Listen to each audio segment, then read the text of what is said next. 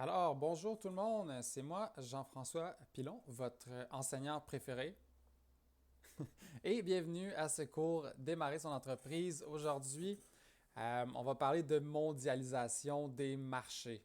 Et mon Dieu, à l'heure actuelle, c'est pertinent de parler, excusez-moi, de mondialisation des marchés.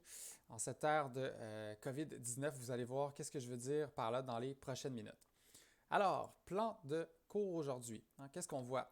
Premièrement, c'est quoi ça, la mondialisation? En anglais, globalization, peut-être avez-vous déjà entendu parler. Le Canada et le commerce international. Est-ce que le Canada, selon vous, est un grand importateur et exportateur? On va voir la réponse aujourd'hui. Les avantages et les désavantages de la mondialisation, parce que oui, c'est bien, mais des fois, ça vient avec son lot de choses un peu plus désagréables. Les accords de commerce qu'il y a à l'heure actuelle, peut-être qu'il y en a qui ont entendu parler, mais il y en a un qui s'est négocié il n'y a pas si longtemps avec les États-Unis et le Mexique et notre cher ami président Donald Trump. Et le marketing international, qui est une section qui va vous servir pour votre travail de fin de session. Alors, commençons dès maintenant. Je vous laisse lire.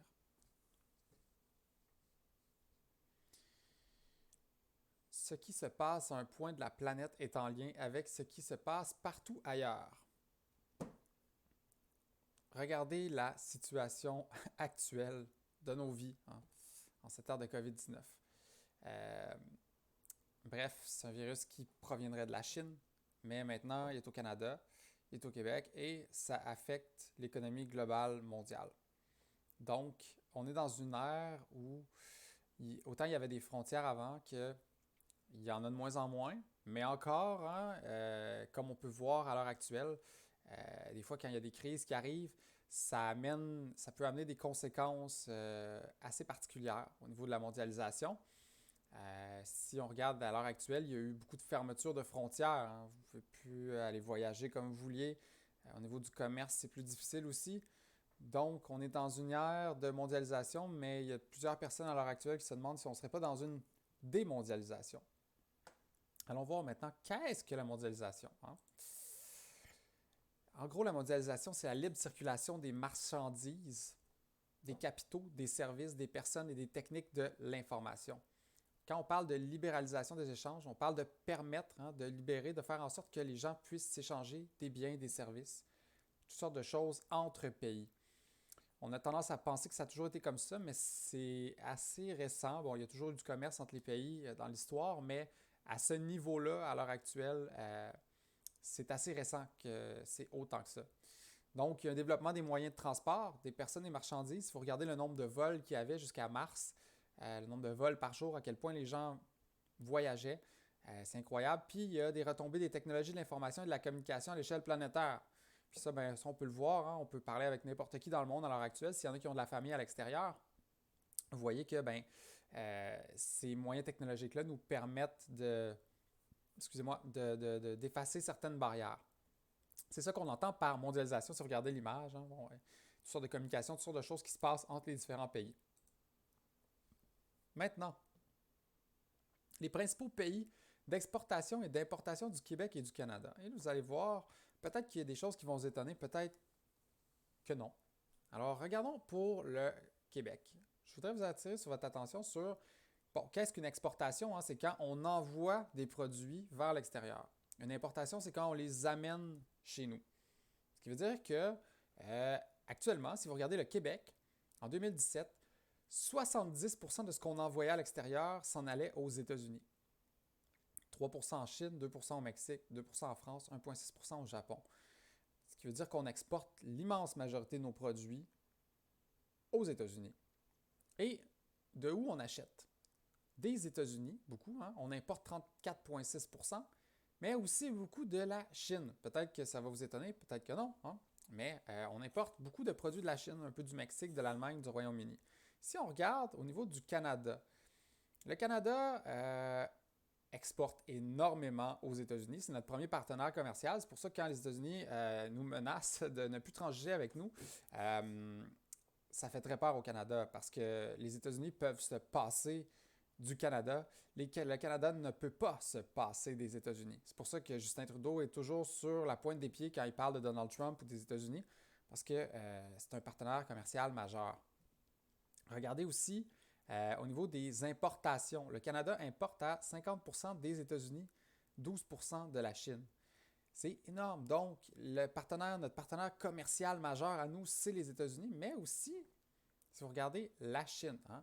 Et ce qui est dommage, bon, puis avec la Chine, c'est qu'on exporte beaucoup moins en Chine qu'on importe. Ça veut dire qu'on amène beaucoup de produits de la Chine, mais on n'en envoie pas beaucoup. Et ça va jouer, vous allez voir, on va regarder la prochaine diapositive, sur ce qu'on appelle la balance commerciale. Donc, la balance commerciale, regardez le petit bonhomme, hein, c'est les plus, les moins. C'est la différence entre la valeur des biens et services qu'on exporte, donc on envoie à l'extérieur, avec la valeur des biens qu'on importe.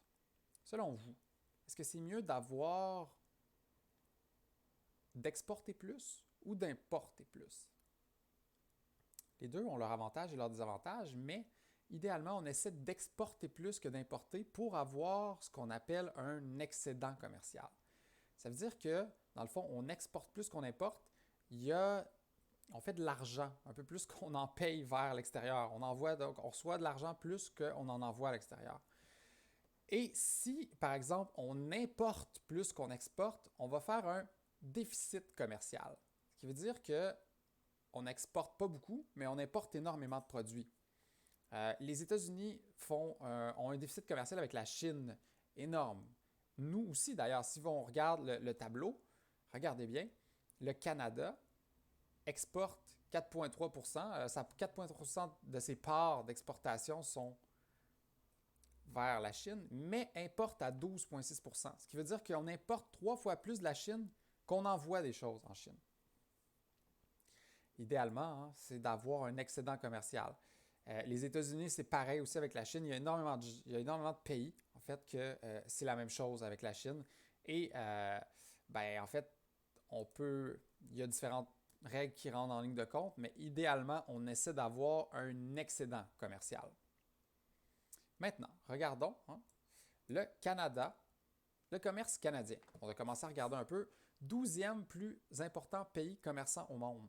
Donc, c'est quand même très élevé. On est un pays exportateur beaucoup. On exporte beaucoup de matières premières, même de la technologie, plusieurs choses.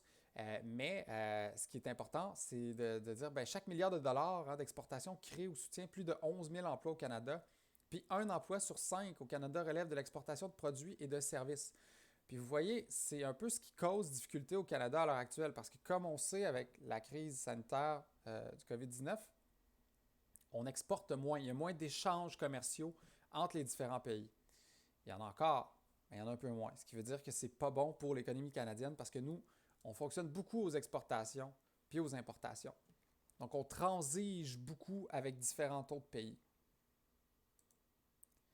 Si vous regardez commerce de marchandises, les principaux exportateurs et importateurs, le principal exportateur mondial, donc la Chine, pas si étonnant. Hein? En deuxième position, les États-Unis. Troisième position, peut-être vous ne saviez pas, l'Allemagne, qui est un très gros exportateur, beaucoup de technologie, l'Allemagne, haute technologie, très très fort. Et les importateurs qui importent le plus de produits, les États-Unis et après la Chine et après l'Allemagne. Donc, c'est les trois plus gros partenaires commerciaux, la Chine, les États-Unis et l'Allemagne.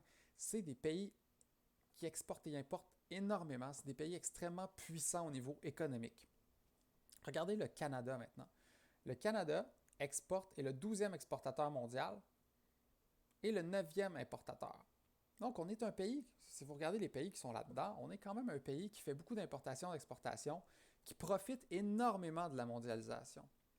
Ça nous aide. En tout cas, de notre côté, la mondialisation pour le Canada, c'est une super bonne chose.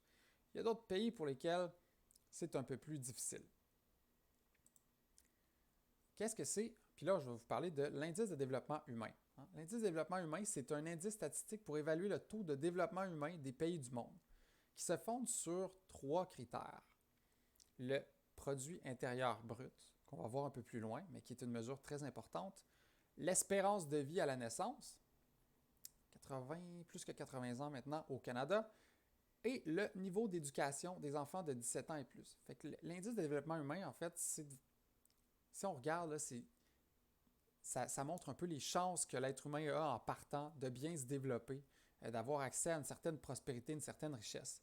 Puis si on regarde les pays qui ont les plus hauts indices de développement humain, Norvège, Suisse, Australie, Irlande, Allemagne, Islande, les États-Unis ne sont pas là tout de suite en passant. Vous avez remarqué, le Canada 12e, États-Unis 13e. Et notre indice de développement humain est en augmentation. Ce qui veut dire que les gens, à l'heure actuelle, vivent de plus en plus longtemps, ont une meilleure éducation et font un meilleur revenu, règle générale. Le Canada est très bien placé à ce niveau-là. Si on regarde maintenant le produit intérieur brut que je vous parlais, ça c'est un indicateur économique, vous allez entendre souvent parler du PIB, qui permet de quantifier la valeur totale de la production de richesse annuelle effectuée par les agents économiques, donc ménages, entreprises, administration publique, résidant à l'intérieur d'un territoire. Et là, le PIB, si vous regardez, qu'est-ce qu'il y a en haut? Le Qatar, le Macao, le Luxembourg. Étonnant, hein? C'est des pays qu'on entend moins parler, surtout le Qatar. Le Qatar a un PIB par habitant qui est élevé, mais il faut faire attention. Est-ce que c'est tout le monde qui a un PIB élevé? Est-ce que tout le monde fait un gros revenu? Non, c'est que le Qatar, il y a des gens qui font extrêmement d'argent au Qatar. Beaucoup plus que d'autres qui sont extrêmement pauvres. Donc le PIB, oui, c'est une bonne mesure, mais ça se peut qu'il y ait beaucoup de disparités, donc de différences entre les différents individus. Comme par exemple les États-Unis, d'ailleurs. Si vous regardez, les États-Unis ont un PIB de 59 495 par habitant. Mais ça ne veut pas dire que c'est tout le monde qui fait ça. Ça, c'est la moyenne. Mais il y a beaucoup de personnes aux États-Unis qui font très peu d'argent, qui ont un produit intérieur brut beaucoup plus petit que ça. Et au Canada, on est à 48 000, donc on est le 24e. Ce que ça veut dire, c'est que le Canada, en résumé, importe, exporte beaucoup, puis il y a une bonne position dans le marché mondial. On a un bon indice de développement humain, on a un PIB qui est assez élevé, puis on transige assez. On est dans les pays un peu de tête en termes de richesse collective. Merci d'ailleurs à la mondialisation qui nous a beaucoup aidés parce que le Canada est un pays où il y a énormément de ressources naturelles, puis il y a un extrêmement grand territoire. Il y a du pétrole aussi, mais on a beaucoup d'autres choses. On a l'industrie minière, on a l'industrie forestière, de plus en plus les hautes technologies. Vous savez, donc, le Canada est bien placé, puis tant mieux pour nous parce que ce que ça veut dire en bout de ligne, c'est que c'est meilleur pour vos emplois à vous. Ce que ça veut aussi dire, c'est que la crise actuelle nous affecte beaucoup, mais le Canada a beaucoup de ressources pour s'en sortir. Alors sur ce, on arrête ici et je vous revois pour la prochaine partie.